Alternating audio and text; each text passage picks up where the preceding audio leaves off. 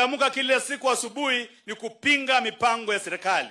Walitaka nchi yetu itokomee, nchi yetu iangamie. Na mimi namshukuru kinara wangu Raila Amolo Odinga kwa sababu yeye aliona kwamba Kenya ni kubwa kuliko hali ya ubinafsi ya mtu mmoja ama watu wawili. Akasema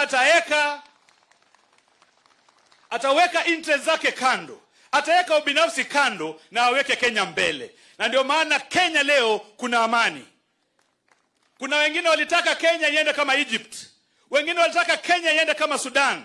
Lakini Mwenyezi Mungu alitumia Raila Amolo Odinga na William Samoei Ruto wakakaa pamoja, na ndio maana leo Kenya tuko na amani.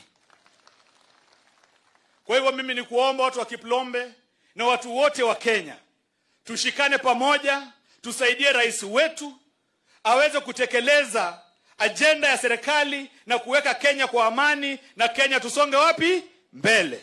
Na sisi tunamwambia rais, usiwe na wasiwasi. Tunakuambia ni ngapi? 10 bila break. Asante sana. Na pia mimi nitasaidia kwa mchango huu wa kanisa na shilingi 1,100. Asante sana. Bas.